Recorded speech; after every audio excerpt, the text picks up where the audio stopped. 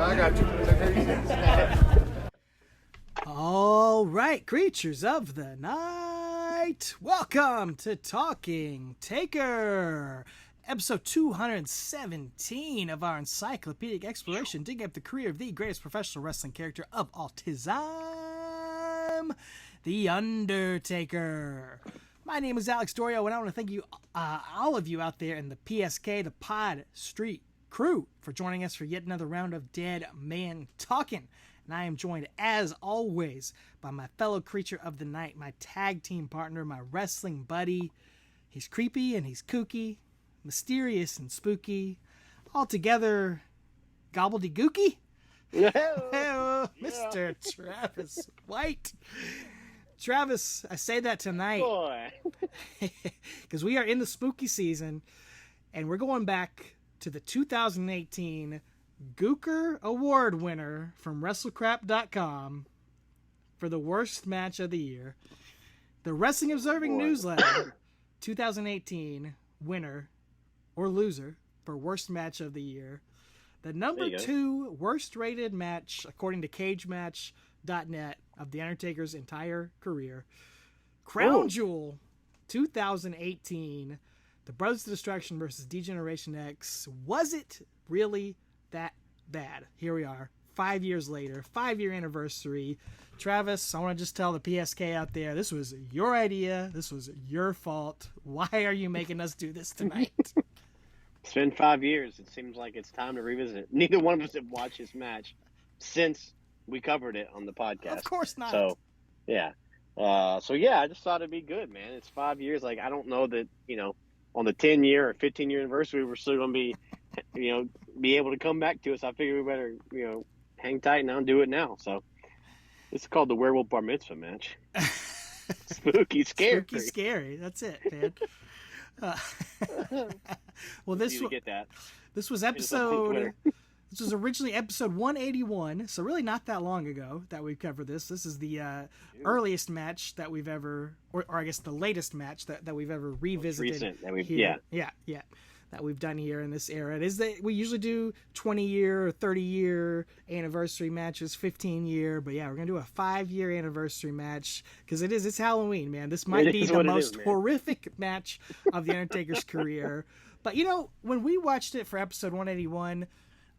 We were surprised by, that obviously you can't deny there's a few things that go horribly off the rails here in this match, but generally we didn't really think it was that bad altogether when you viewed it as a whole. So I'll be interested to go back and see that, and we'll talk about that. We'll talk about if it gets unfairly judged, if it really deserves that place in the bottom.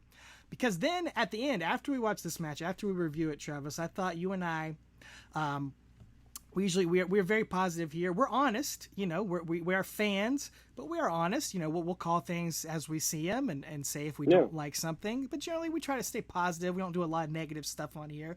But I thought we could do the top 5. I'm not going to call them the worst. I'm just going to call them the spookiest, scariest matches of The Undertaker's career, the ones that just spooked us from watching them on the screen. Pay-per-view matches, at least, that we covered here. Yeah. Bottom 5, right. Top 5, however you want to call it. All right, the not top 5.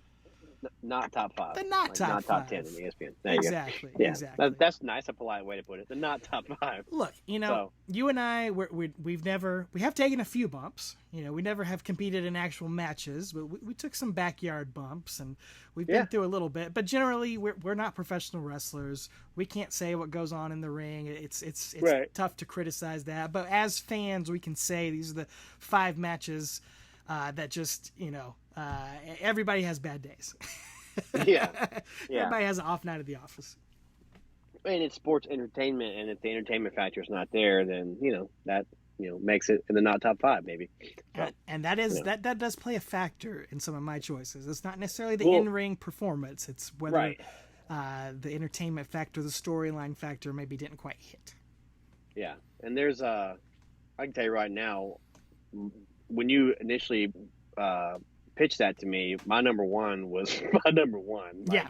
Just because of how I feel about it still after. I mean, I realized it was my number 1 least favorite match, when we did the episode doing this, and I'll never not get away from that headspace about this match. So yeah, but anyway, but this match that we're going to cover now, I didn't go back and revisit our stuff. I didn't want to be swayed either way or whatever, but I do not remember being so as harsh on as most people were. But even the Goldberg match, I was a little nicer on, at the time too, because it was what it was. But yeah, so I'll be interested tonight to go watch this and see, is it really as big of a plate of turds as it, everyone says it was, or is it, has 5 years, has it, some of that, stink dust worn off of it, So. And folks, if you want to watch along with us, we encourage you to. And much like last month when we covered some Memphis wrestling, we like to cover a lot of great wrestling here on this show, but sometimes it's just as much fun to watch the not so great wrestling as well.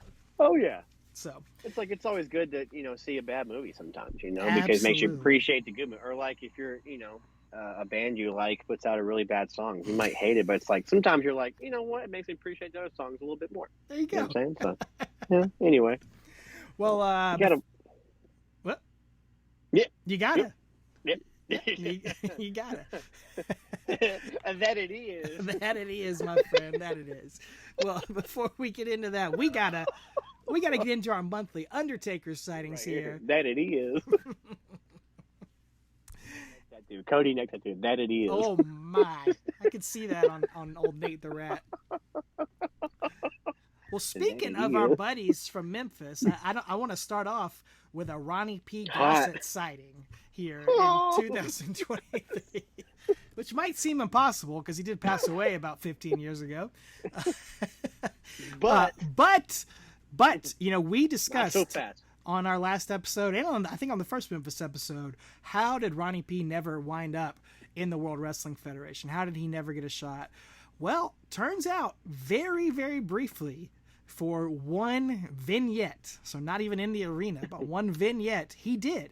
He was on screen back in 1994 or maybe late 93, early 94, I don't remember the exact date. But you remember Jeff Jarrett, Jeff Jarrett, his country music vignettes when he was coming into the Fed. Yes, he was there.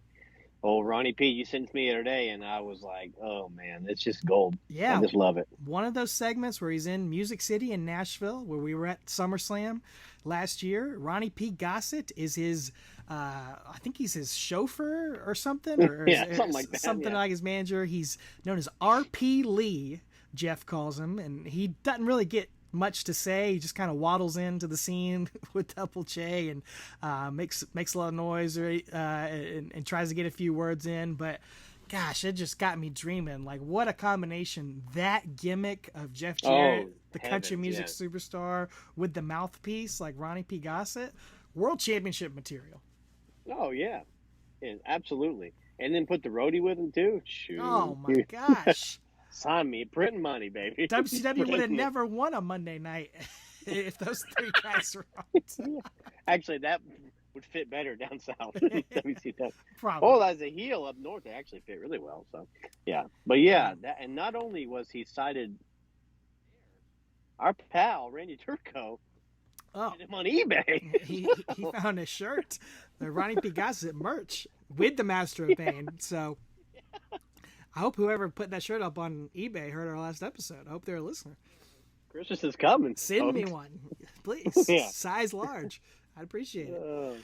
Well, I did want to mention too, Travis, somebody else we covered on that last episode briefly was Skandor Akbar, yes. who you and I weren't really familiar with, but we saw him. I believe he was the Punisher. Undertaker as the Punisher. He was his manager. I think so. Yeah. In USWA. Well, in USWA. Did you happen to see on WWE The Bump their interview with Matthew McConaughey?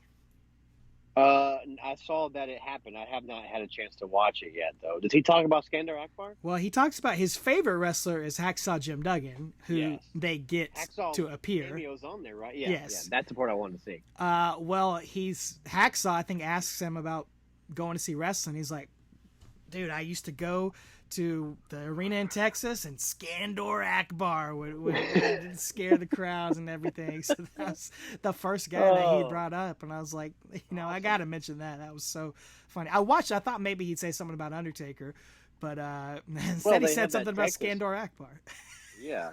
Well, I thought so too, because they've both been on game day for Texas and stuff before, and so yeah, I thought he would have said something about Taker, but he didn't. But that's cool, man. That McConaughey was on there and doing that. So, which, speaking of Taker in Texas, that leads us into what? Yeah, talk about it, man.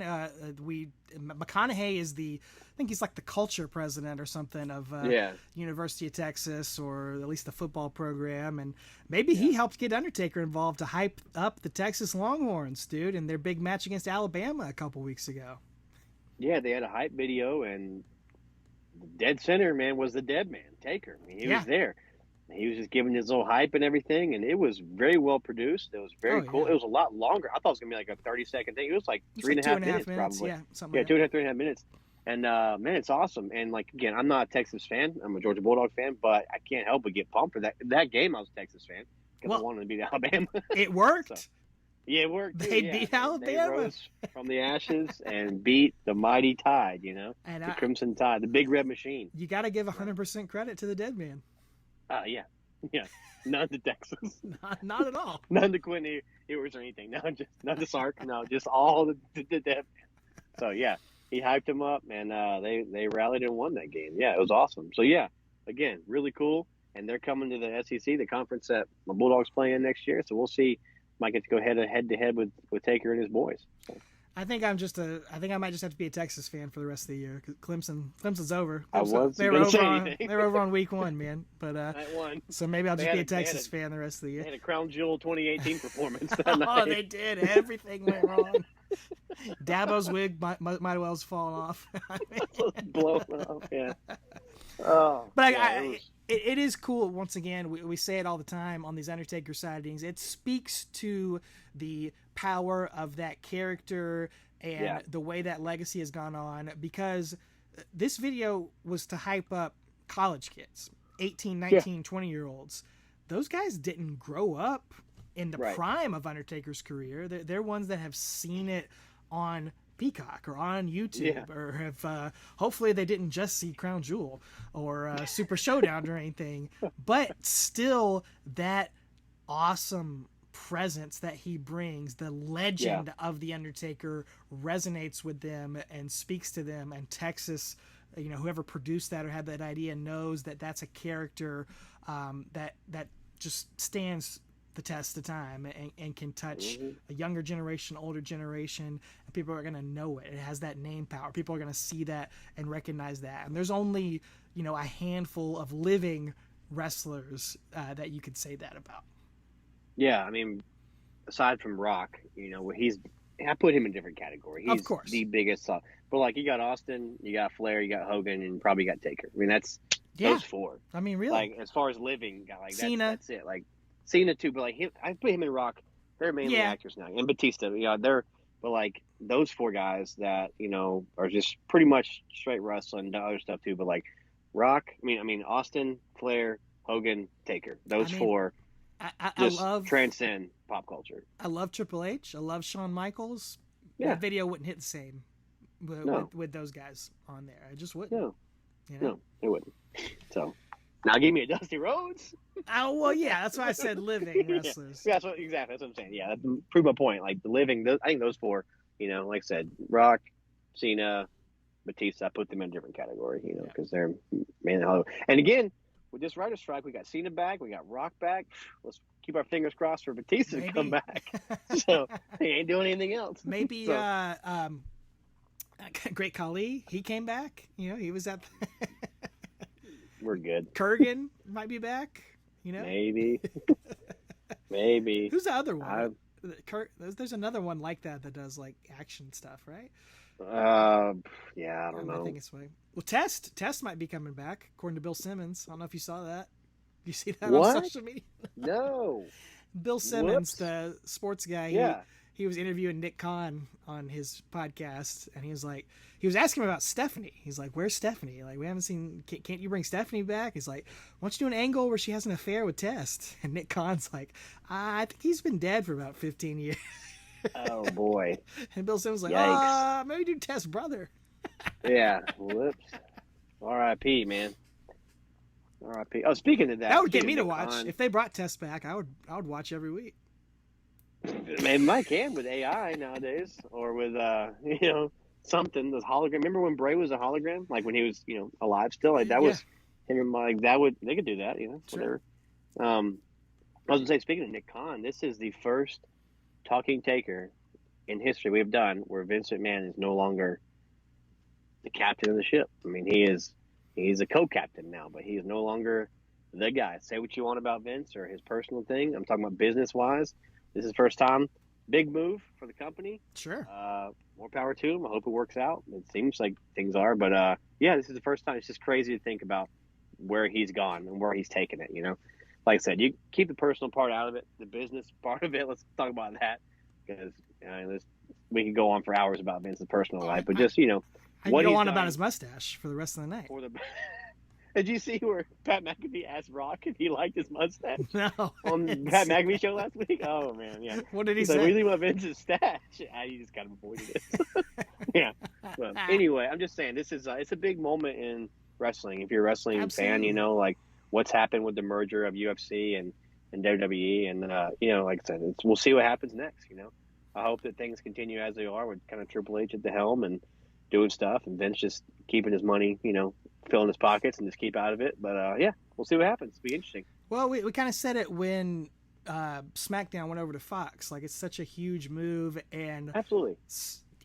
It's a small part, but I do think Undertaker is one of those building blocks that helped get the company into the new place. Took it out of the the bingo halls and the territory days Carney. and the Fernwood Event Center, Monday Night Raw of 1994, and helped elevate it to where it was selling out stadiums, and helped elevate WrestleMania, where it's become one of the biggest sporting events of the year, and has taken it company where it transcends wrestling and is just one of these massive entertainment brands.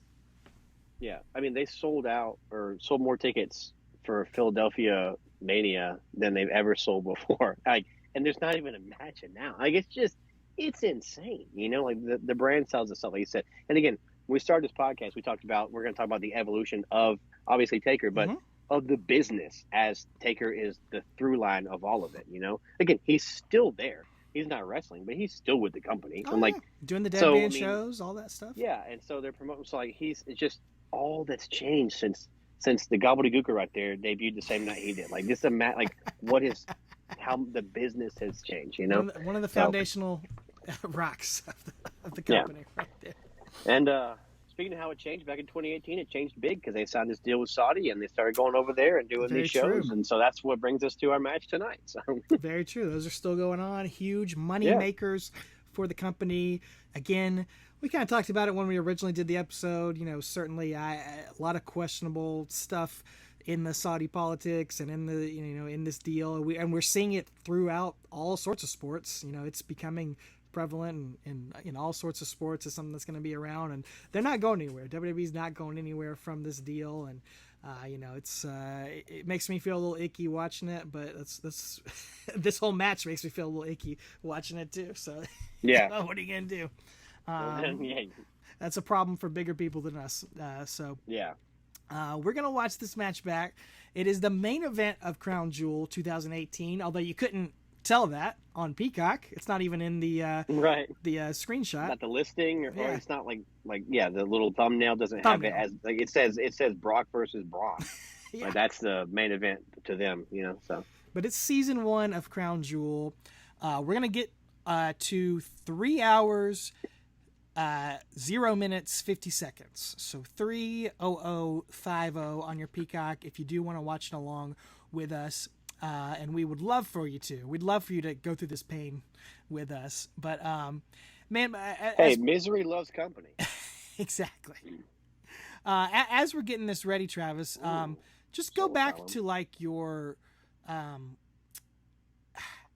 what was kind of your thoughts when you first heard this match was going to take place? Because I know we both were huge Shawn Michaels fans. We watched his retirement match together from WrestleMania 26.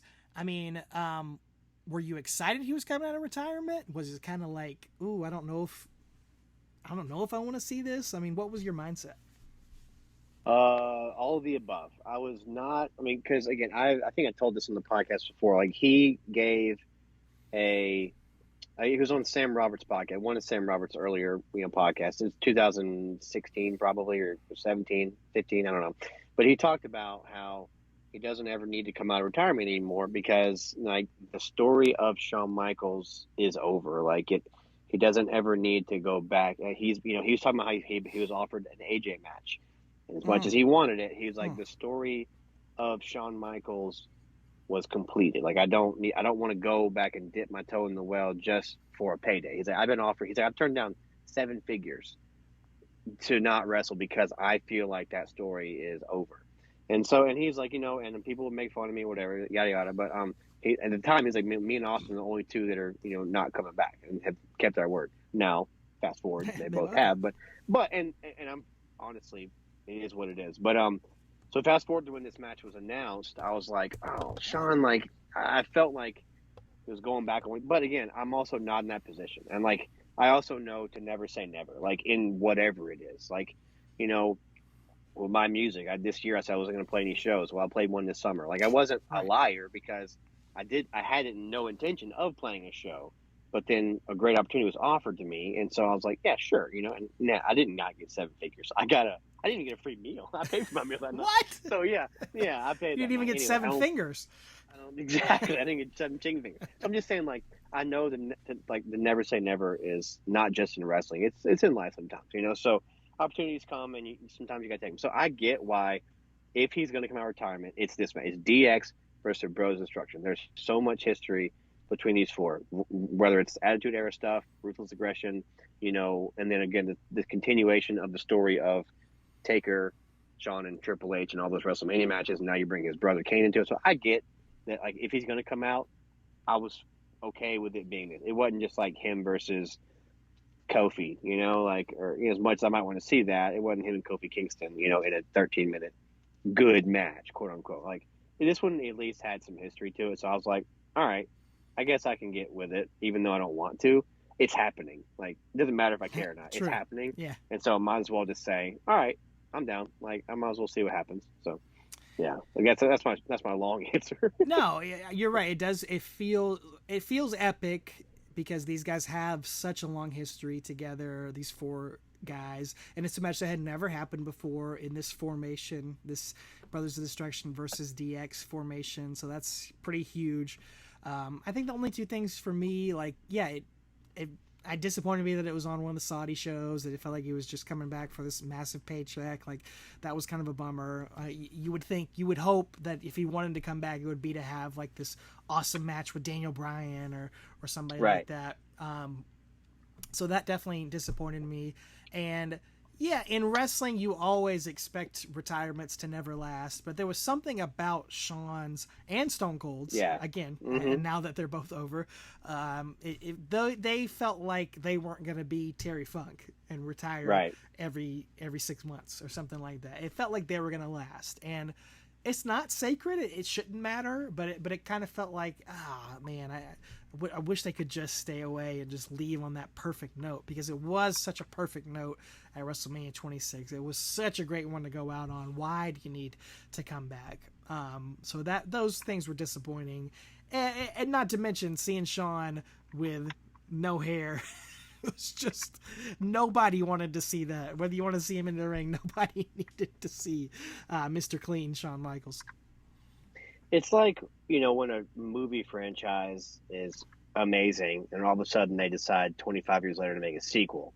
It's not necessary. The story's complete, but you're like, I mean, I'll see it because, of course, I'm a fan of that brand or that franchise or whatever. And like, that's the only thing Hollywood does nowadays is bring back old stuff. Or, but I'm just saying, like, like to me as a huge Batman fan, Christopher Nolan's done with Batman. Christian Bale is. They said they were done. However, if in 10 years Christopher Nolan decides he has a great story, to follow up that Batman, Dark Knight Rises, and Christian Bale's coming out, like, as happy as I am with how it ended, I will be there in the front row to see that Oh, movie. I know, Not front row. man. I will be there on the opening night. I mean, like, to see it, because, like, I trust those guys. So that's what these four. I trusted these four to tell a good story, and to if he's going to come out of retirement, at least it's with these guys, and I trust them and what they can do in the ring. However, I should not have. It was a hot, sweaty night in Saudi. Yes, Sean had not wrestled in 10 years. Is that right? 8 years. 8 years he had not wrestled. 8 years. I believe this was, to paraphrase Triple H on the Last Ride documentary, Sean hadn't wrestled in 8 years. Kane's the mayor. Me and Taker doing this once a year thing. Oh boy. Yeah. Well, we're at least gonna start it off with some good stuff. We're gonna watch the entrances because I think they might be the highlight of this match here, and we can talk. We'll have plenty to talk about here. We have so plenty of time to talk. plenty of time to talk about it. 3 hours 50 seconds. 3:0050 on Peacock. Make sure you get through the ads.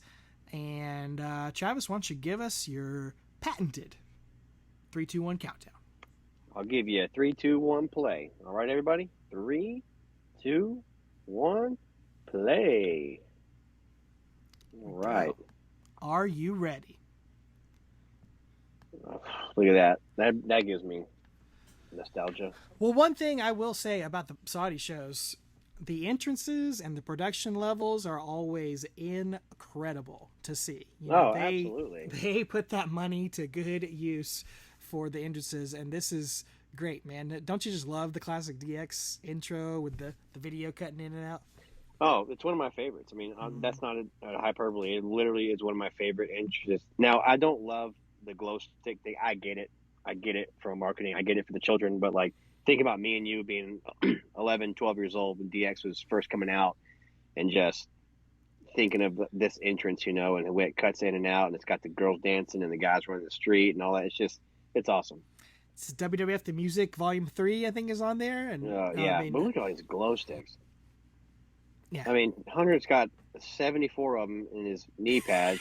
Sean's got 114 of them in his crotch. He's pulling them out. Yeah, it's a little much. Yeah. But I get it. Yeah, I guess I get it. I don't like it, but I get it. No, yeah. I dig the vests. I like their entrance vests with the hoods and the. I think they both say NXT on there, and the X is the skeleton arms up there. So that's pretty neat. And of course, they make that connection. Sean runs the show down there these days. Yeah. At this point, he was just he moved to Florida to just quote unquote help out. Look at that! Look at all that pyro, dude. I know, that's incredible. That place is awesome, man. He's definitely a spectacle, dude. They know what they're doing.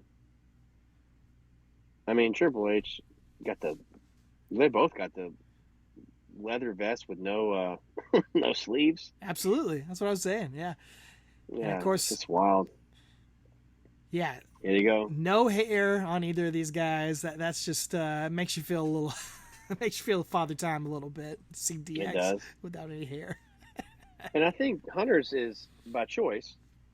Right. Because, but Sean's was apparently by choice, but like his has been Thin Lizzy for 11 years at this point, So something about it, like, I wish he'd just try to keep like a Hulk Hogan like headband or bandana on, and I think he was trying to, like the segment on Raw a couple of weeks before this. He gets his hat knocked off and he has a bandana on, and something about that would have worked a little bit better for me. But here we go. He's going there for it. He's embracing it. Hey, you know what? Just go for it. And he looks gonna make great. A change. He has not been sitting on the couch eating pork rinds. No, he looks in phenomenal shape. He's even kind of toying with the fact his hair's gone. He is. So. Yep. Right there. That's great. He knows it's a thing. Yeah. He knows it's a thing. He gets it. And there go the flames. Big red machine. That's right. Flame on. Now, Travis, the mayor. He's the mayor. It's such a Triple H puts it the best. Game's the mayor. It's like, what are you gonna say? Didn't one of your buddies run into Mayor Kane recently? So Kane was in Kingsport here a few weeks ago. My buddy Glenn, who we went to the SummerSlam with last year, he was doing a catering event for something downtown here. They were catering it, and he and one of the kids in our youth group at church was like, "Is that Kane?" They're like, "Yeah." He's like, "We gotta get pictures." They went over to him and asked if he was who he was, and he said, "Yeah," and they took a picture with him. So it's pretty cool, man. Awesome. Yeah, he was in Kingsport for that. It was probably some kind of like Republican convention type thing or whatever. I don't know what it was, or I'm sure. something, but whatever it was, doesn't matter. Kane was there, and it was awesome. They got a picture with old Mayor Kane. There we go. Here's the dead man. Lights are out. Lightning crashes. So Kane got a lot of flames, but other than that, it wasn't very, flashy. But yeah, they're gonna make up for it right here. Here's where they're gonna make up for it. Yeah, I mean, there's so much pyro. That massive Those are screen. Like 26-foot flames, man. They're huge. There's lightning everywhere. I think I put his entrance with Goldberg maybe in our top 10 entrances of all time. So yeah, because these Saudi entrances are all fantastic. Yeah, and it's funny because I remember when you put that on there, I was kind of like, "Whoa!" But like, it was a great one. But like, I think it was because I haven't watched these more than once, that I don't remember them. But yeah, when you just look at when you do watch them, you're right, man. They're amazing. Look at this right here, dude. Yeah. This is awesome. That is just all I remembered from this match. That was the only positive thing I remembered from that match. Yeah, it's very theatrical. It's very well done. It's that moon is. Going from the right side to the left here. We got walking through smoke, silhouettes coming. Lasers. It's like, it looks like we're on, American Gladiators or something right now. Well, I mean, it's WrestleMania level, WrestleMania level production for all these Saudi shows. It always is. Yeah, that's right. They do the promotion of a WrestleMania, but the, the matches are whatever they are, Well, they're marquee matches for sure. Yeah. Maybe they don't always turn out great, but they're, name value matches that they bring out the megastars. Those lasers are awesome. Great. Stone Mountain-esque. Oh, yeah. I think that's canceled now. Probably should be. I like to throw out some numbers and stats and everything on these episodes. I think we said that this was only the sixth pay-per-view match of the Brothers of Destruction that they ever had. Yeah, it's wild. Do you know how many DX had? Would you guess more or less? Can I say the same amount?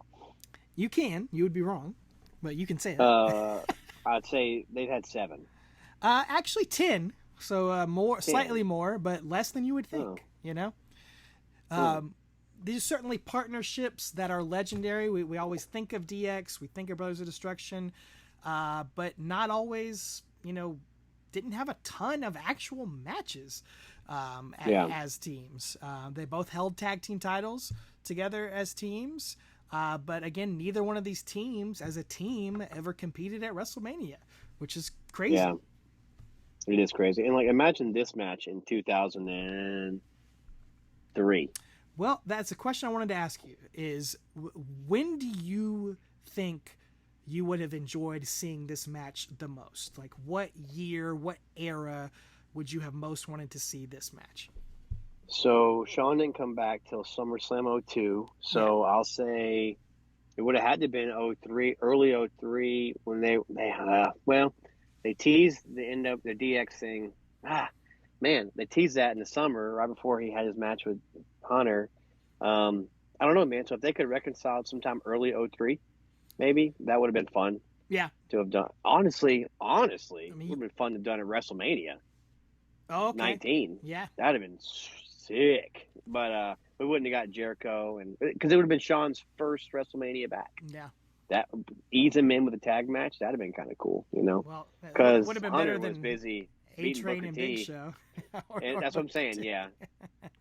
Did Kane even get on that show? He's on the pre-show. Pre-show with a Kane tag and match, RVD right? against Yeah. Lance Storm and Chief Morley. Oh, classic! How could I forget? Tag team titles, man. So yeah, I'd say 2003 because that'd been before Taker went full big evil and was a heel, I guess, later in '03. So yeah, Kane had got his new mask and he was kind of fun and had some charisma in Yeah. 2002.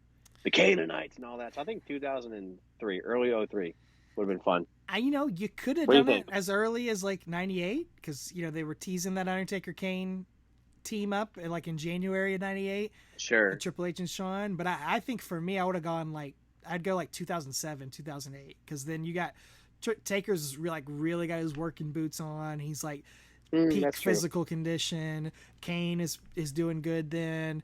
I mean, everybody, That's Triple H true. and Shawn are all. I think they're all peaking right there around 2008. It makes sense. They kind of were all. I think things would have aligned well. You could have done something like that. I would have really enjoyed a 25, 30-minute match with those four guys in 2008. I feel like. Yeah, that's probably a better call. I guess in my mind, I was thinking original Bros Destruction was not like Dead Man Undertaker, but yeah, he Yeah, is that yeah. here and he is that later. But yeah, I think now that you mentioned that, that is actually a better idea because they've got their working boots on, they're in the prime of their careers, and yeah, they at that point they can do just random marquee. They don't need titles, in 2008, even though they'll still continue to hold them. But like, they don't need titles at that point. They're above that.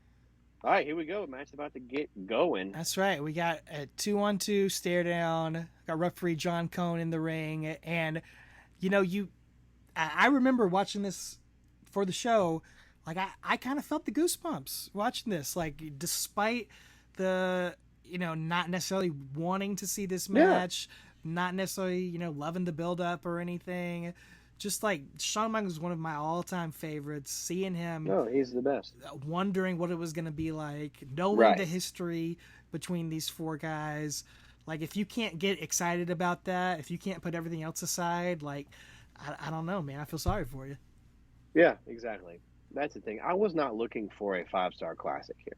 I really wasn't. Of course My not. expectation was not they were going to come out and like burn the house down, like with like a technical 5-star masterpiece. But I was looking for something a little more than what we got, unfortunately. But I'm just saying, like, yeah, the entertainment, the blockbusterness of it. It's Yeah. almost like when I go see a Transformers movie, the first couple, I'm just there for some, some action and some big stuff and the attraction of it. I know it's not going to be win an Oscar, but I'm attracted to it and I like to go see it.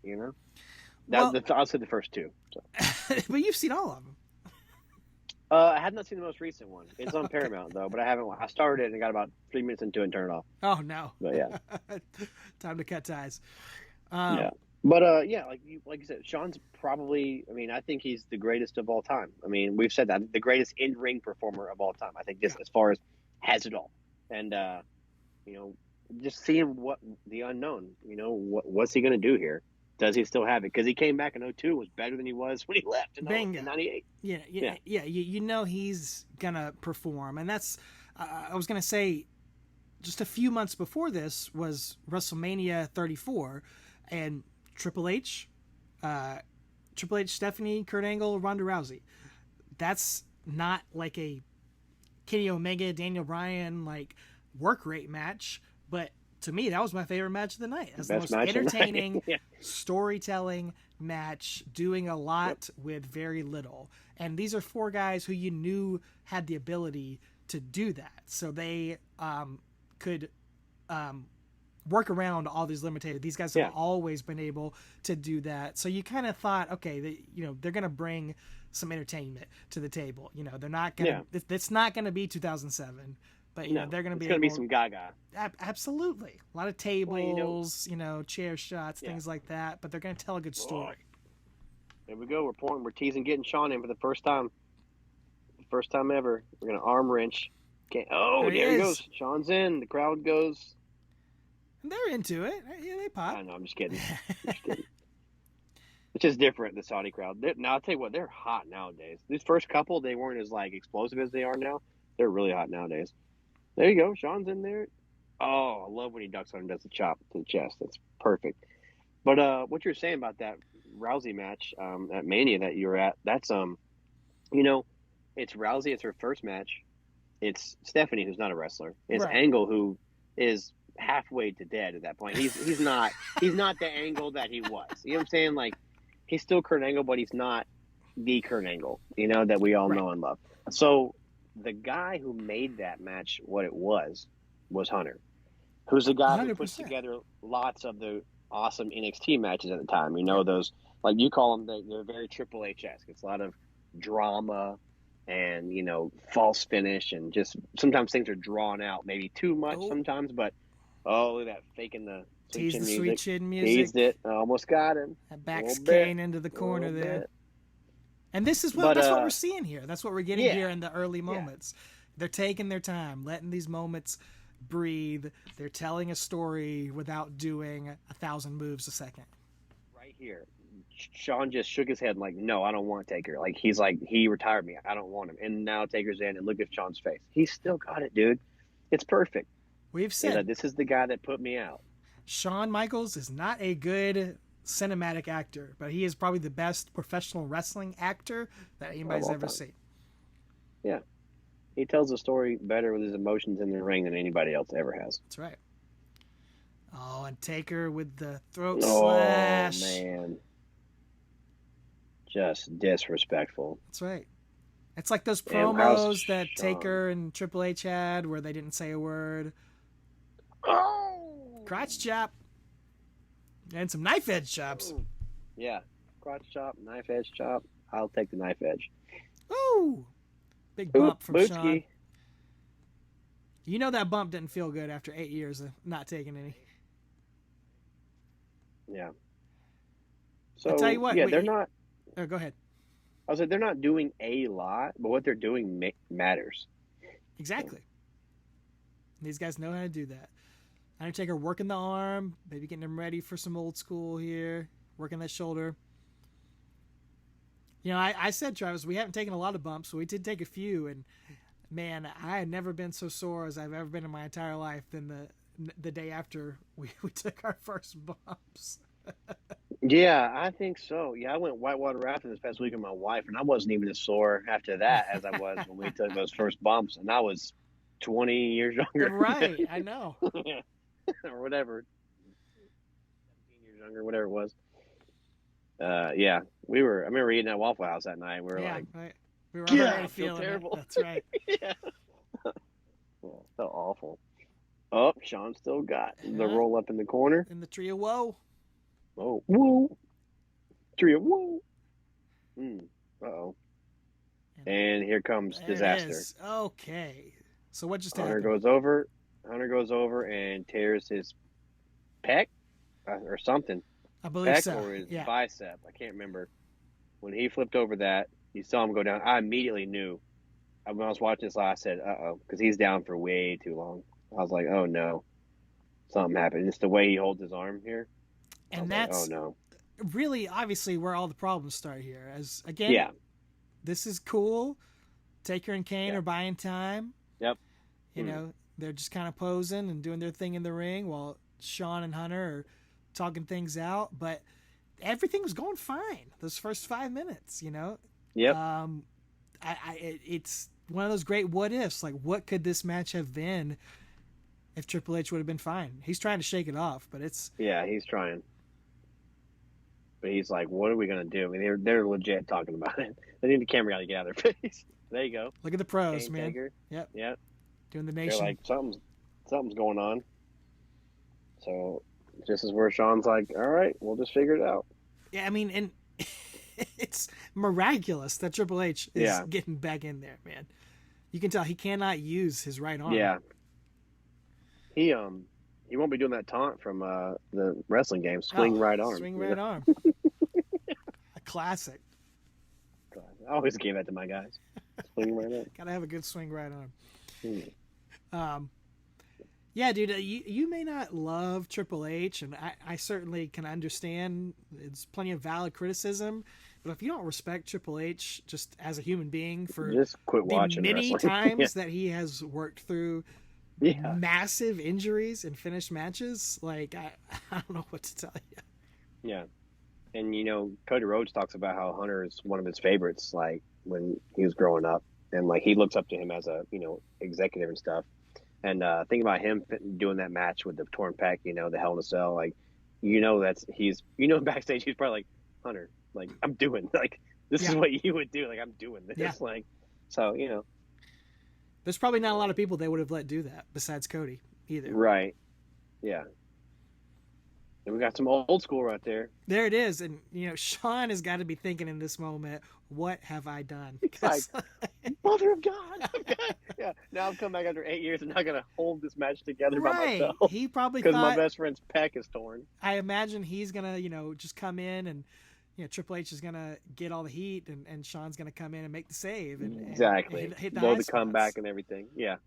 But that's not going to happen. And now, not gonna work anymore. Oh, there you go, a little ref intimidation.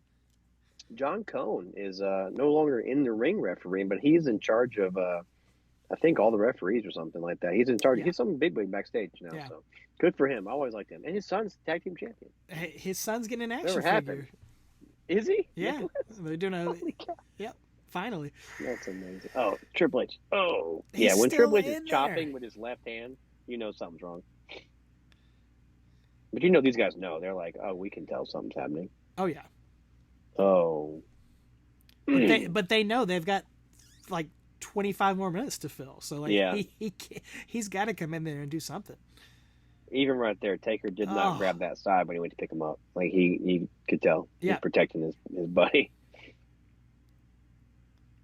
He's like, Triple H probably, don't chop me on the right pec.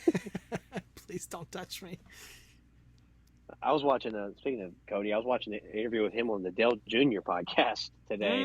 Yes. And it was from a couple weeks ago, but I was watching, and Dale was asking him, like, how did you know when you came back that your pec was okay? He said, well, I was a little anxious about it, but when I got into the Rumble and Gunther chopped me multiple times, he's like, that was my test of, like, am I going to make it? Am I healed? He's like, and once I got a couple chops from Gunther, I was like, yep.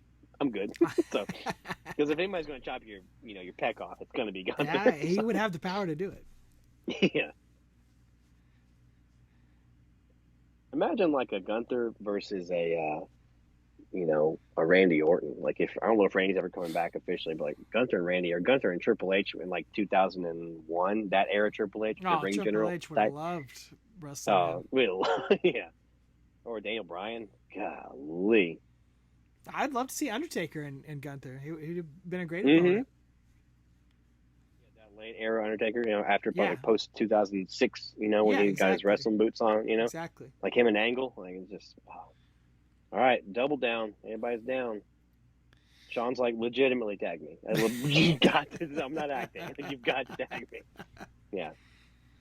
Please tag me. Still chewing that gum, man.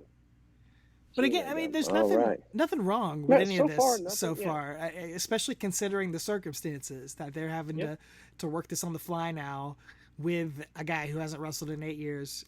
But you wouldn't be able to tell off that kip up. Right. Yeah. He still got it, man. Manhattan drop. Oh, yeah. Ooh. Another. And another. He's spamming the knife edge shot. He is. Uh-oh. Oh, can't do that. Can't body slam Kane. Not in Saudi. Sean's probably a lightweight, heavyweight on the video game. Kane's a heavyweight, so you can't body slam him. Yeah. Oh, this is like we gotta do the spot still. Oh my! You just imagine the pain shooting through his arm every move Triple H does. Oh, but he still does. He still does the Scott Hall. Yeah, still does it. He's a trooper, man. For better or worse, he's going out there and giving it everything because he loves the fans, dude. Vintage elbow drop. Thank you, Cole. Yeah, we got Cole, Corey Graves, and Renee Young on commentary for this one. Oh, yeah. What'd you think of Renee Young back on commentary? I loved when she was on commentary. Yeah. I'm a huge Renee Young fan. Yeah, I am a huge fan of her. She's just a cool chick, man. And I was a big fan of her being on there. You could tell she was getting, fed some stuff. There was some things she had, but that were kind of mess ups or whatever. But I don't blame her. I blame Vince yelling in her ear the whole time she's on TV. Nobody's good right off the bat. It takes time. It takes years. Yeah. So she had a lot of potential, for sure. Yeah. I loved her as a backstage. I still do. She's still the best in the business. Current I like day. her. Yeah. she's amazing. She's just a cool chick, man. She'd just be a cool person to just hang out with. Yeah. And anybody that can be married to Mox has got to be cool because I mean he's a lot to take in. Yes. You know, I love him. I mean, but, like he's a unique cat, man. That's one way to put it. Yeah, he is one of a kind. No, that's Rob Van Dam. Well, he would be hard to be married to as well. Well, Snake Eyes. Oh, here we go. Great big boot. Boomski.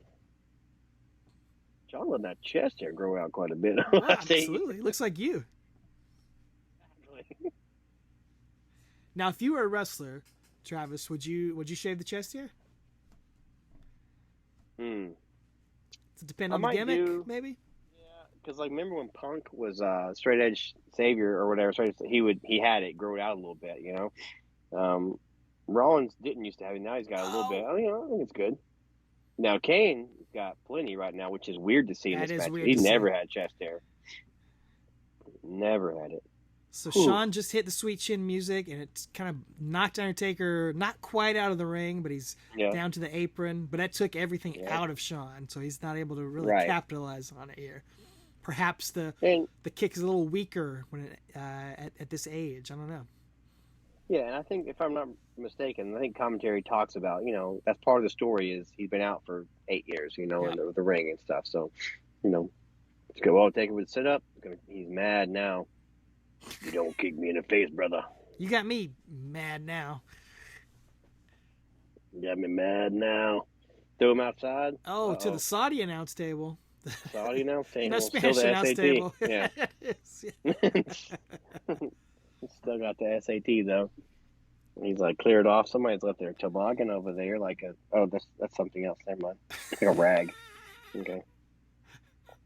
Renee in the all black long sleeve stuff. It was a really big deal, I just want to clarify, you don't mean a rag like Skandor Akbar. No, it's literally a rag. I know. It's like a rag. But if people are just listening, I don't want them to get the wrong idea. No, I was not trying to be offensive at all. I know you weren't. Thank you. I want to clarify. Thanks for clarifying that. Yeah. That would have been an oopsie. Whoopsie. Triple H pulling Shawn off of whoop. All right. Yeah, he had to do that with one arm. Taker was going for the tombstone through the announce table, and Triple H saves him with one arm. Now they're just like, do-si-do, what's that? Who's throwing who in the... Oh, wow. Now that was a little ugly, but, you know, it's bowling shortly, but it's because Triple H is one pec or whatever, that's right. one arm. I can't criticize this. Oh, no. Oh, my God. Kane choke slams Triple H through the American announce table. The screen broke. Yeah, right onto that side. His back. That's the side that is hurting anyway. Yeah. I think I can't imagine. This, if I recall, this is the spot they were really trying to get to with Triple H. Yeah. Seems like, because we're not going to see him much for the rest of it. Yeah. Choke slam me to the table, get me out, I'll be down for a bit. Yeah, but all this, first of all, it's not bad. But second of all, I can't even really criticize it because, again, you're dealing with an injury. You're dealing with a situation that it's not their fault. It's not just a sloppy, ugly match. You know, you're having to kind of make everything up on the fly, again, with part-timers, with guys that aren't there all the time. So it's impressive to me what they're doing. Mm-hmm. Here we go, apron leg drop for the first time in a long time on Shawn. My. Got it. I'll never understand how that doesn't hurt. Yeah, right. Now Triple H getting checked on by Taker probably, but he's really menacing in his face. But I'm sure he was like, "You okay, bud?" That's what Cole's saying. He's like, "Yeah, getting in his face." Shawn's got bruises on his back just from probably just bumping into the ring ropes. Man, he just hasn't done it in so long. You know. Oh yeah. Crazy. That's one of the underrated things people don't recognize unless you've been in there. Again, we've been in there 3 or 4 times, but the ropes hurt, man. It's not just bumping your back on the ring. Those they give you a rope burn. Well, that's what Cody's talking about on Dale Jr.'s podcast. He's like, they literally callous your rib cage and stuff. Yeah. He's like, and he said, honestly, the first time I hit the rope after my surgery, wasn't the greatest. He's like, but I loved it, So. Oh, Taker's picking Shawn's nose for him. I got that, buddy. This is some very old school Undertaker, just like smothering It him, is. you know? It is. You know, tagging in his bro. Kane hadn't officially been in a minute. And so far, I mean, honestly, aside from the injury, this match isn't bad. It's not a 5-star classic, but it's not bad. No, it's not any If I was worse. at a house show watching this, I'd be like, this is great. Oh, 100%. Yeah. So far. It's not any worse than any of these other, old-timer Crown Jewel matches or anything like that. Right. It is funny, man. I'm watching. I'm in March of '96 watching WWF Superstars on Peacock, and this is like the peak of the Billionaire Ted, Nacho Man, Huckster skits, and it's so funny to see, Vince just laying into these senior citizens, Hulk Hogan and Macho Man, when not only would Hulk Hogan be back 6 years later and have the strap put on him and be the world champ, but here we are looking at these guys. This is exactly the sort of thing that the WWF was making fun of back in 1996. Yeah. And I don't blame, I'm all for it, these days. It's a different time, it's a different era, but it's just so funny to go back and watch that stuff, knowing what we know. Yeah. March of 96, I mean, shoot, he'd have been 42? I mean, Hogan would have only been like 42 years old. Yeah. You know who's 40? I think Miz is 42 or 41. Yeah. There's so many crazy. guys. Your AJ Styles.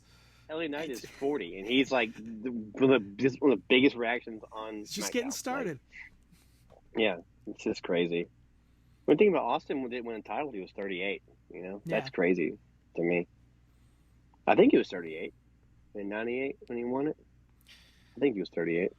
Well, I think I've said this before. I think Vince, as he has gotten older, he's like, well, I'm still relevant. I still have great ideas. I can still contribute. Of course, these guys can still do it. Yeah. And we've seen that friendship on the Last Ride series between him and Undertaker.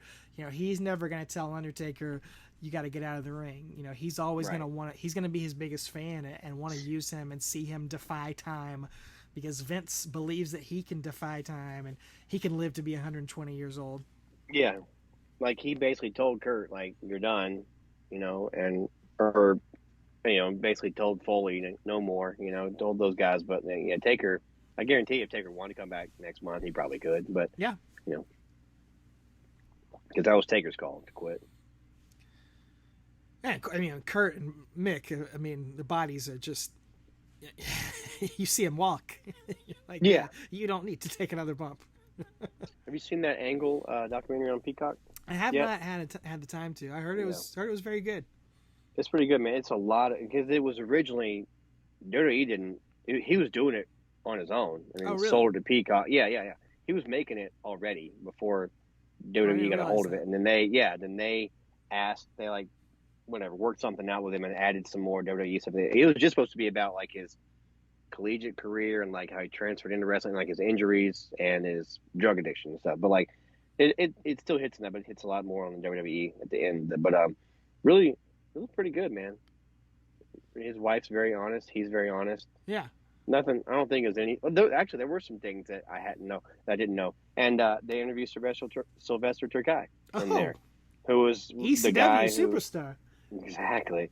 Who is the guy who he wrestled, in the I believe it was the World Champions to qualify for the Olympics, if I'm not mistaken. So, all right, here we go, milking it, getting they were milking it there. I don't know what really happened, but I think they're just trying to figure out what to do because Hunter's hurt. Yeah, they're like, long pause right there. Long pause for the cause. Hertz might say pause for the cause the other day, and I wanted to say like Austin. I've never heard anybody say that until Austin, right? But maybe it's in the vernacular. Who knows? Sip of coffee for the working man. Yeah. Oh, that old shoulder into the ring post. Now, old man Kane's getting up. Oh, is this it? Are we about to see it? I thought we were about to a minute ago, but so it's got to be. Yeah, soon. Me too. It's got to be soon. That's why I was trying to hurry up what I was talking about because I was thinking that it's coming up. I think it's right here. Yeah, Kane's putting Shawn up on the top rope, maybe superplex or something. Ooh. Uppercut. Kane climbs up there. Shawn laying in with some fisticuffs. And, I mean... And he put so much power into it that Oh, he punched Kane's hair off his head. Even Michael Cole has to say it. How is he not laughing? Exactly. How is Shawn not laughing? He's a true professional. I would be dying, I was dude. about to say, if you were wrestling this match... Oh. Whatever, I'm crazy. And he just dropped him. It's so blown up. Goes for a moonsault off the top, and Kane and Taker can't even catch him. Just parted like the Red Sea, and he just Moses is in the middle of them. Let's get a better angle of that. Oh, no. There isn't one. Oh, Shawn busts himself open off of it. Where were they? Kane was like, I gotta get my wig on. His wig back on. His hair grew back. After that. I wish my hair grew that fast. It's me too. Be exactly where I wanted to be. Oh man. And yeah, this is where things fall apart, man. It's when just, the wig it becomes a goes comedy down, of errors. Yeah. It's like the crowd's loving it. It's like you get into a movie and all of a sudden the third act, the whole narrative just collapses, which happens way too often nowadays. And unfortunately, the ending is all anyone ever remembers. And Bully Ray always talks about that, or Bubba Ray, whatever, on Bust That's Over. true. It's like, all anybody remembers is the ending. You don't care. It's Like, true. a bad ending can ruin a good movie. Not for me. A lot of times I can still appreciate, but like, I'm weird. But like most people, it's like, if you have a sucky ending, the whole movie sucks for you, or the whole match sucks for you, or whatever it is, TV show. If the finale sucks, you hate the whole show. I don't, but I do understand that. But so people remember the end of this match. That they remember the wig comes off. They remember the botched moonsault.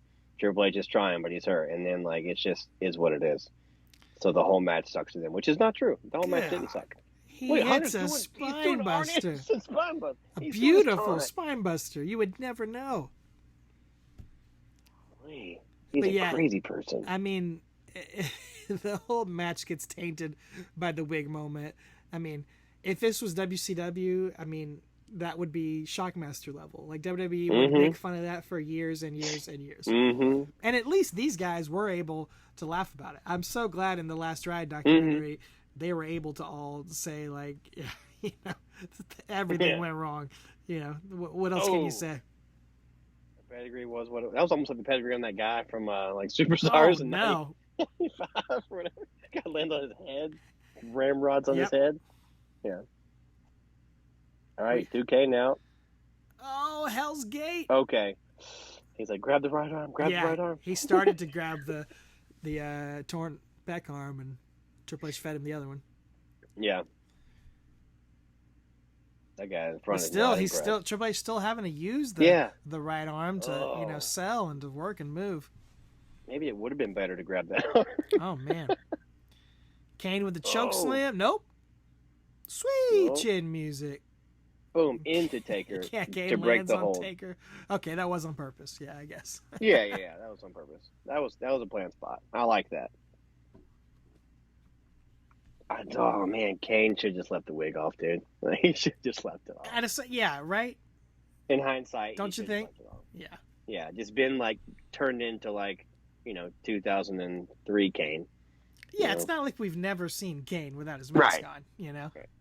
At least didn't come out with that welding mask on. Good night.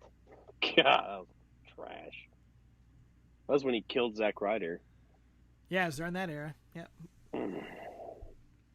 There they go. Double sit up. Double sit up. DX is trying to rally. They're like, oh man, my wig blew off. Yeah, just what are we doing here? Imagine if that hadn't happened, and we were still doing that. I mean, this is cool. This is good stuff. This is a good finish. Thumb to the eye from Shawn. Yep, he gets out of the tombstone. Sweet chin music to Taker. Oh, here it is. Here it is.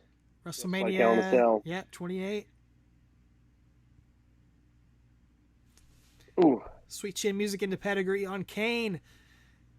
Oh, and they put them out of their misery. Remember being completely shocked that Kane and Taker did not go over there. Right. I was so shocked. Bloody nose. Sean is just laughing in the corner. Yeah, he's like, what did we just do? Triple H He likes knows. him as they cuddle. They know. We just survived. What else can you do at that point but laugh? Life is not tried. It's just merely survived. That's right. You got to give him the credit. Mm-hmm. But Sean is saying we're too old for this ish. Yeah. Yeah. Yeah, and the camera's right on him when he's saying it. Tore my pec. That's what he said. Yeah. All right, let's go to some replays. Roll that beautiful bean footage. Going up for stereo. Like I said, that's a good Tombstones. finish. I like it. It is a good finish. Had that played out, the injury, that would have been Right. sick. You take out that little chunk with the wig and the moonsault botch. It's a good match. But Yeah. of course, you can't actually take those out. Those things did happen, Uh-huh. and you have to recognize that they are incredibly bad moments. So you And have to Sean's recognize just sitting that. back like, oh, man.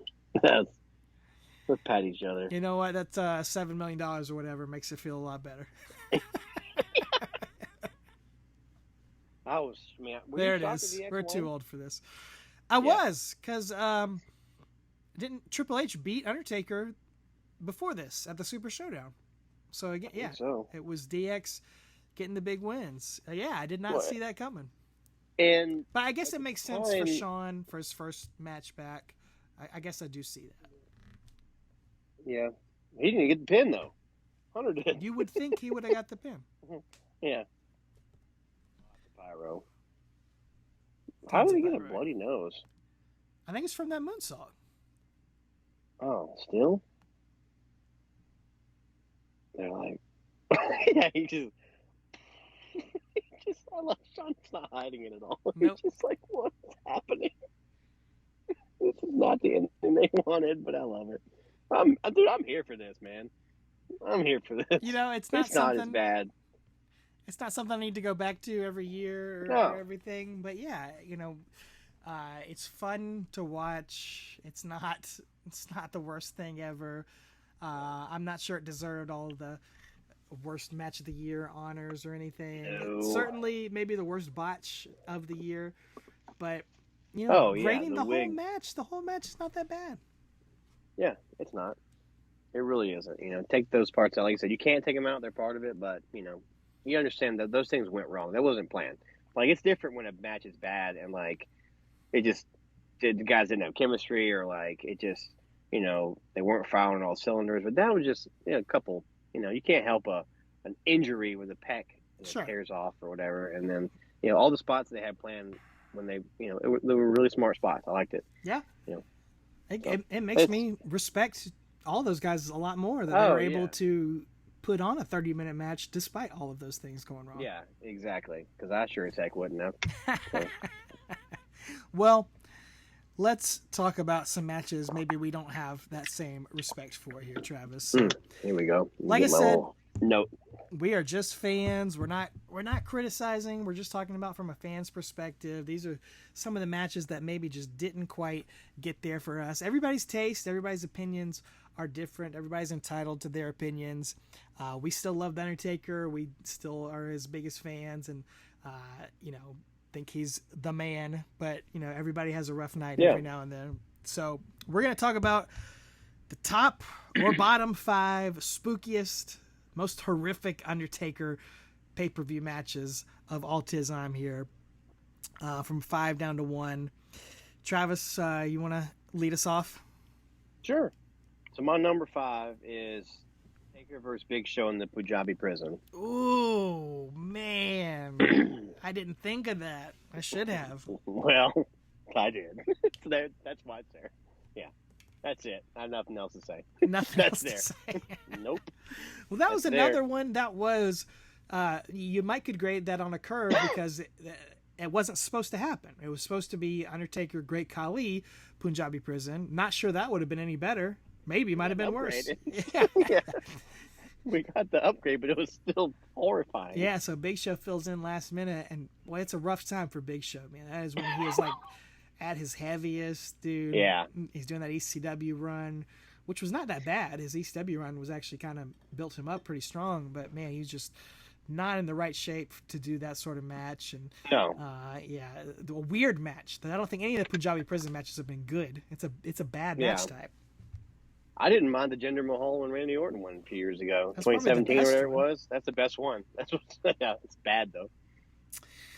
All right, what's your number 5? This one is more just like a personal shot. It's probably wouldn't be on most people's list, but I went with No Way Out 2005 Undertaker versus Luther Reigns because it's just like it's the Hold worst. on there. It's the worst match to look at when you look at our spreadsheet of Undertaker matches. It's like, how did this make it on pay-per-view?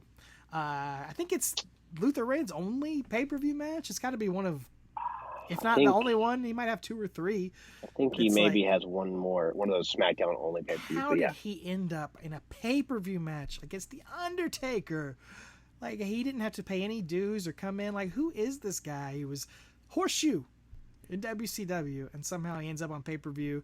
It's one of those where at the end, you know it's a bad Undertaker match when the match is over. He's got his hands on his hips after the match. That's how you can tell. Yeah, that's Undertaker's his sign, his tell right there, and that's one of them, man. It's not like the absolute worst wrestling, but it's just like boring. Like, why? You can't get into this. Why is this happening? Exactly right. Yeah. Well, it's coming up for me. Spoiler alert. Okay. All right, my number 4 is probably on yours too. This is Taker versus Giant Gonzalez, and I just put all of the matches. I think they had 2 on pay-per-view. Yeah. So I didn't pick one. I don't know if that's cheating or not. I don't think so. Said the whole thing is just atrocious.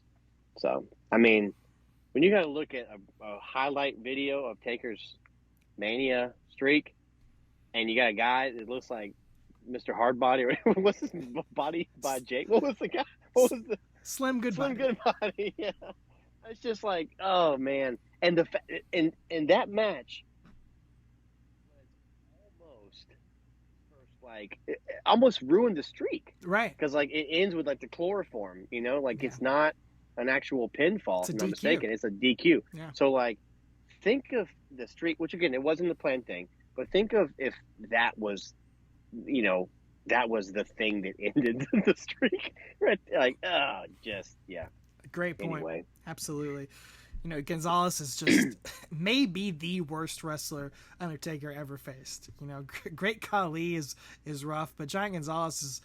It's not even like wrestling a broomstick. It's like wrestling a telephone pole or something. Like there's just no movement, no skill, just horrible to watch, and the worst outfit you've ever seen. Yeah. This one I did not have when I first started doing the top 5, but I reached out on Twitter and Facebook and Instagram at Talking Taker and asked people to chime in. And much like I probably should have had that Punjabi prison, somebody chimed in with this one, and I was like, you know what? It has to be on my list. It really does. Great American Bash 2004, Undertaker versus the Dudley Boys, handicap concrete crypt match.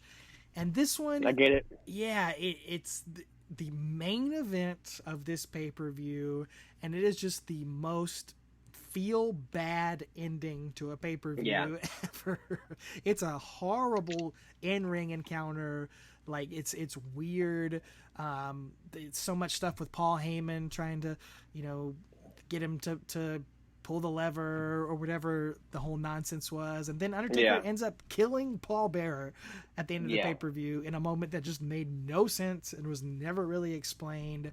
It's just like, oh, that was so hard to watch, and one of those where I don't even know how it sounded good on paper because it just made no sense watching on TV. It just made you mad. Yeah, if we'd done a top 6, that'd have been number 6 for me. But like, I love the Dudleys. I love Heyman, I love Bear, I love Taker, but sometimes just because you love something doesn't mean that those things go together, you know? Like, I love ice cream, I love hamburgers, but I don't want an ice cream hamburger, you know? So, yeah, Just because you love something, that means it goes together. All right, my number 3 might be cheating as well, but it's the Taker versus Kennedy. All the matches. Oh, wow. Just all the Kennedy stuff. I hate everything about it. I don't know why I liked Kennedy at the time. We loved the charisma he had. I think that was it, though. I just loved the charisma he had. He sucks, dude. Like, he was terrible. The matches, it was like 3 or 4 months, right? That he went. I think it was 3 at least. I think it was 3. Yeah. Like, there was a stretch. He did 3 Big Show matches back to back. Right. He did like 3 Kennedy matches. It's just like, why are we doing this? So yeah, I just hated all the Kennedy stuff. The best thing that ever happened, and that was what the castle was at Armageddon or something. They threw him off the castle. Taker gets thrown off, right? He throws.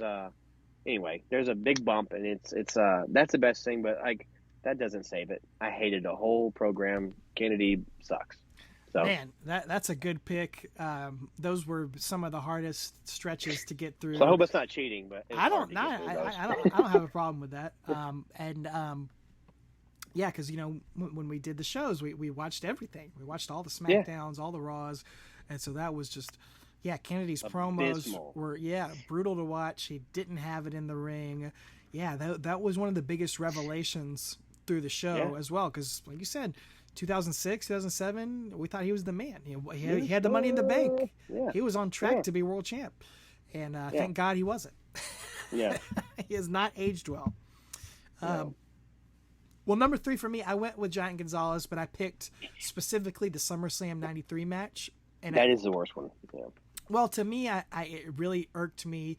It's irked me for 30 years that it was billed as the Rest in Peace match. And what is the Rest in Peace match? They didn't tell you on TV, and you had to tune into the pay-per-view to find out. And so as a kid, you're thinking, what could this be? Undertaker has casket matches. He has body bag matches. What is this going to be? Oh, it's no DQ, no count out. And they don't even, I think there's one chair shot in the 5-minute match. So that one is just like a huge letdown. And, Undertaker had a few of those with those stipulations that ended up being meaningless. But this one was, to me, the worst because, of course, you're in there with Giant Gonzalez. You can't do anything with anyway. But it does have the one good moment where Paul Bearer comes in and clotheslines Harvey Whippleman. So that was an exciting part. But otherwise, you have to have Giant Gonzalez in your bottom 5, I feel like. Oh, yeah.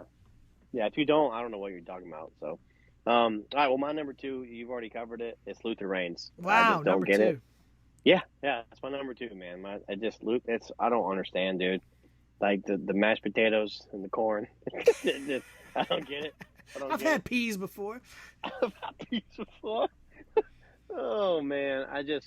Like you said earlier, how did that guy get a pay-per-view match with The Undertaker? I'm all about building new stars and getting guys on TV.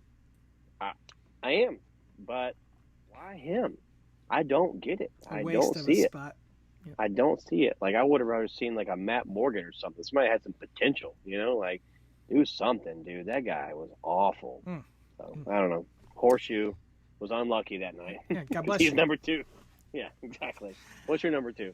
Okay, this one might be a controversial take, but I thought about it and I went with it, man. WrestleMania 15 versus the Big Boss Man in that Hell in a Cell match, dude. Sure, I get it. Just thought for that moment in time, this is the peak of the Attitude Era, the biggest pay-per-view of all time up to that point. Rockin' Austin. Yeah. And they just go out and lay a stinker out there, man. Yeah, in dude. This Hell in a Cell. This is the first Hell in a Cell since the epic Hell in a Cell with Undertaker and Mankind. And this one, the biggest spot is he twists his fingers around in the cage. Like and I love Big Boss Man. You know that. Like, I'm a huge Boss Man mark. Obviously, we're Taker marks. 100%, man. Yeah, I always take a trip through Cobb County, Georgia, singing his theme song. I used to live in Cobb County, Georgia. Exactly. I love Big Boss Man. You moved there. That's right. But this match did neither of them any favors. They're both heels. It's Undertaker's not at his best during this time. They had no business being Hell in a Cell. And then there's just the stupidity of Boss Man being hung after the match. And then now he shows up on Raw the next week. It's like everything about it just makes me Sucks. mad, especially the stage that it's on. It's so disappointing on such a major show at a huge time in the Attitude Era. Undertaker couldn't have had a better, more exciting matchup, and it's probably the worst. It's in the bottom 3 Hell in a Cell matches ever too. Is that's the first Hell in a Cell Mania? Is that there's only been what 3? That and then Triple H and Taker. Triple H and Taker, And then Edge and Finn Balor this year. Oh right, so yeah, that's the trilogy. Yeah, yeah. Well, there you go. All right, so that's your number 2. That's my number 2. All right, well, my number 1, and this is the one that I've been mad about this match since we watched it. I hate it. I hate the disrespect that's shown to the Undertaker at this match. This is Taker versus King Kong Bundy. Mm-hmm. I hate this because, and I'll tell you why. Our listeners can know this. When he kicks out at 3.1, rolls out of the ring and just stomps up the aisleway, I lost all respect I had for King Kong Bundy, and I'm mad right now. I see it. Talking about it. Like, I don't get this way. It's wrestling, but I'm furious, dude. Like the disrespect shown to that guy, and from that guy to Taker, and just obviously was one of Vince's chosen guys, and Bundy was a legend, dude. But like, I'm serious, man. Like his legend was tarnished when I went back and watched this. I have no respect for him anymore. Like he lost it all that night with me. Like, yeah, like, and it wasn't even like that night. It was 20 years later when I watched it. That like I'm like, wow, I should have hated this guy forever. Right. Like it's just so pathetic to see him kick out at 3.1 and roll out and just stomp up. Like it is so sad to see, man. Yeah, if you don't remember it, if you haven't seen it in a while, go back and watch it, or just like fast forward to the end of that match, because I didn't realize that until we watched it. Right? back. Yes. Remember, you were like, I didn't remember that happening. No. But it was Just glaring. like boo boo face, sour grapes, horrible disrespect in the Undertaker, and it's just disappointing. Like Bundy, like he's lucky to be there. Like he's past his prime. He's past his prime. Yeah. Main event into WrestleMania, whatever. But sure. And, respect for that. And but yeah, to go in there and to have that attitude about putting over the new generation, like that's what you're there for. Exactly. Man, get over yourself. You're not losing to like Barry Horowitz. You're losing to the right. He's already established. He's a former world champion at that point. He's been a champion at that point. What are you doing?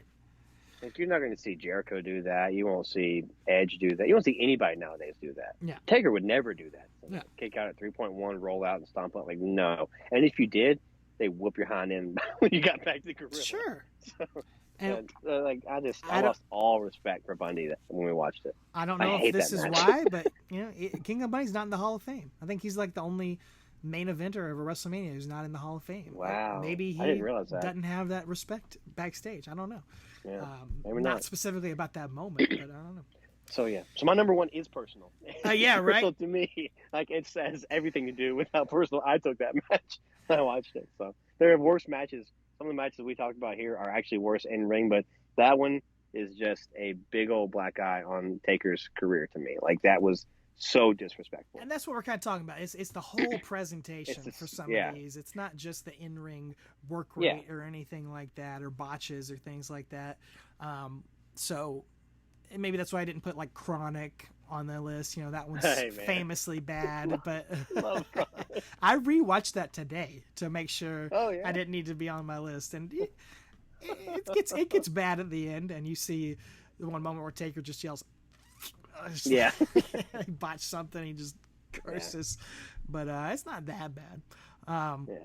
This one to me, it made me very mad watching it. It's just the biggest letdown to me, and the biggest just disaster of a match. I went with Undertaker and Goldberg. Yep. Yeah, just a couple. Well, it was the next year after this. It was 2019, summer 2019. Again, similar to this match, like Goldberg, he hurts himself before the match begins. He has a concussion, but they're just like, it's just, he probably shouldn't have even gotten in the ring after that. Like he nearly kills Undertaker. They're just, it's a mess. It's awful to watch. It's sad to watch.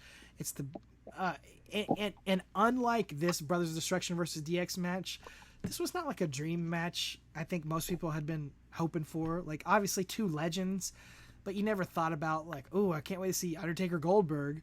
It was always, Right. you know, Undertaker Sting or Goldberg Austin or something like that. Yeah. So, you know, I don't have. Even in the Monday Night War era, I wasn't pining for them to like go for each other. Yeah, No. you're right. You're right. And I enjoyed Goldberg's WWE run in the last few Sure, years. He's no had doubt. some of the best stuff of his career, but this one was not it. And Yeah. I was just disappointed watching that, especially this was the follow-up to this Crown Jewel match. It was this first match Taker had after that, and it was just, oh, it just made you like, please, Taker, like, stop. Yeah. and thankfully he came back and had that great Extreme Rules match with Roman and Drew and Shane, and then of course the Boneyard right. match, and ended on such a high note. So maybe he had to dip down to those lows to be able to come back. But man, that one just, that was the worst match for me to have to watch. Everything went wrong in that one. That's like Alfred tells Bruce in The Batman Begins. Why do we follow Bruce? We can learn to pick ourselves up. You know, that's why we fell here. It's Goldberg. Learn to pick yourself back up and have some bangers on the way out the door. Taker. So, anyway. Gotta Talking have some about Batman in talking. That's Gotta all get I your spots can. in. I've had a couple in here tonight. Anyway, that's our top 5, bottom 5, not top 5, whatever. You want to say, do you agree? Do you not agree? I saw some other list online, and some people have put that Chronic match on there, and some people put the obviously the A-Train and Nathan Jones match. I get that, but I'll be honest, man. That entrance is fantastic. Oh, Taker true. riding out, like the whole like spectacle of that was fun, and he Yes. just ham bones those dudes for a while, and then it's over. It's nothing, man. Like I don't even. That was just a segment to me. Yeah, I know it was a match, but it was a segment. Like, but these are, yeah. King Kong Bundy's personal to me. clearly. Can't stand it. Can't stand ya. So, Well, what'd you get from social media? I do want to read, so I appreciate everyone who reached out at Talking Taker on Facebook, Twitter, and Instagram.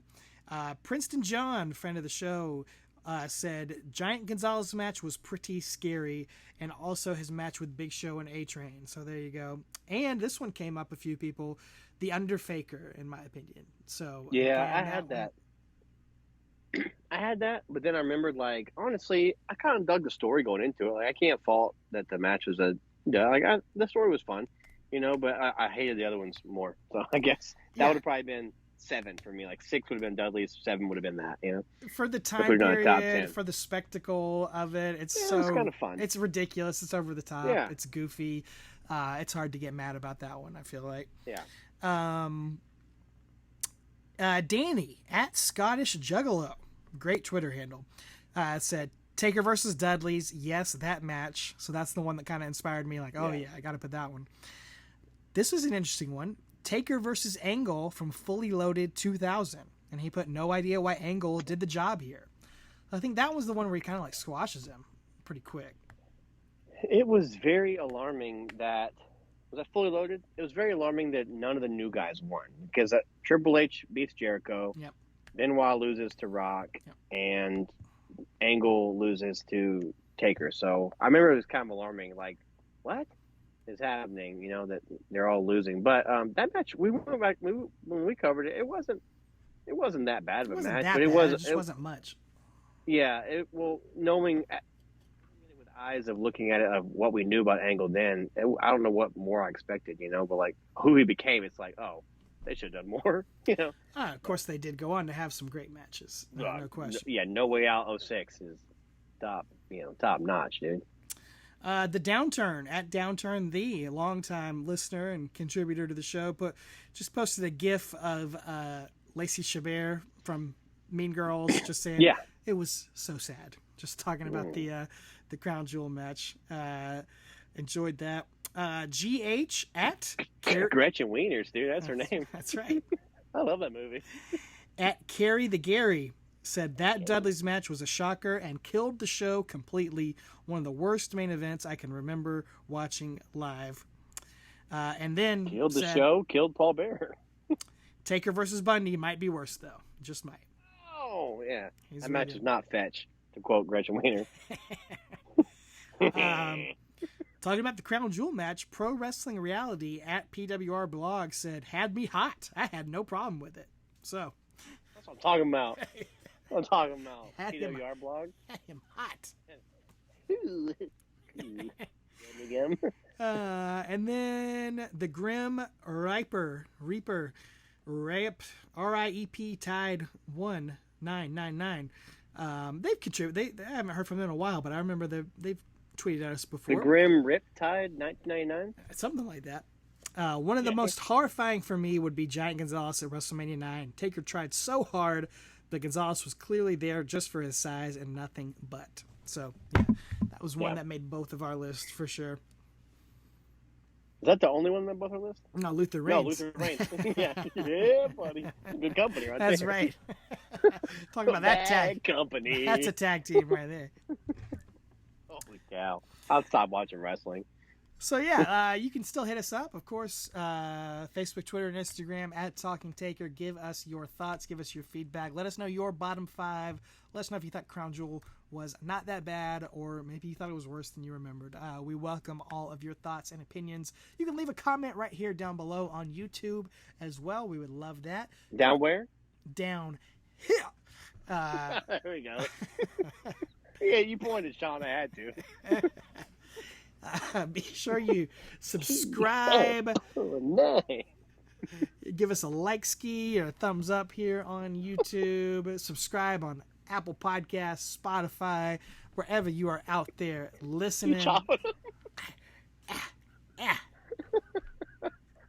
Oh, about to be up all night.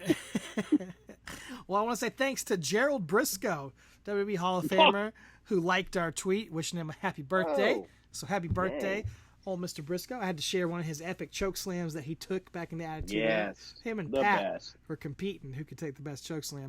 Oh, yeah. You know, they're backstage like, I'm going to take it better. No, I'm going to take it better. Yeah. Yeah, exactly. So, just arguing. Like, I take the better old choke married. slam. Yeah. That's what Pat Patterson for you. You banana. Yeah. Oh, it's so good, man. So good.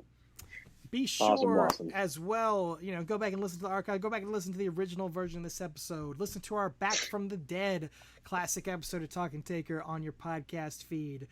Check out our unboxings on the YouTube channel. Check out the SummerSlam vlog on the YouTube channel if you haven't yet, and see this incredible shirt that I'm wearing here. If you haven't seen it before, it's got the, where does it say? Hall of Fame. Hall of Fame 2009? 2009? Yeah, baby. Bootleg shirt from China that I got. I love it still. Be sure to check out at Travis White Music on YouTube. Got some new tunes up there, don't you, boy? Yeah. Just writing some stuff. Haven't been in the studio or anything, Oh, but I just Don't be humble. can't help That's writing. good stuff. So just keep writing and keep playing, and maybe you'll see the light of day one day. Maybe I'll go in the studio. Yeah. I got about 12 songs I'd like to do, but we'll see. That's expensive. So Yeah, see what happens. it'll come. When it comes, it comes. Yep. See what happens. Yep. 2024, maybe. Some new music. Might be the year. Maybe so. Yeah. But thank you for the support. We appreciate it. Absolutely. And still brainstorming how to get Talking Taker up and going. So we'll see. Yeah, follow him on TikTok. Travis is on TikTok. I'm not, but you can follow Travis. Covering Swiftie songs and do all kinds of stuff. Oh, so, boy. Yeah. Uh, I'm a cat, whatever you want. Go over to tpublic.com/talkingtaker and pick up a one of those half decade of destruction shirts Travis is wearing. Pick up a I love Pod the Street shirt. Crew shirt. That's one of my favorites too.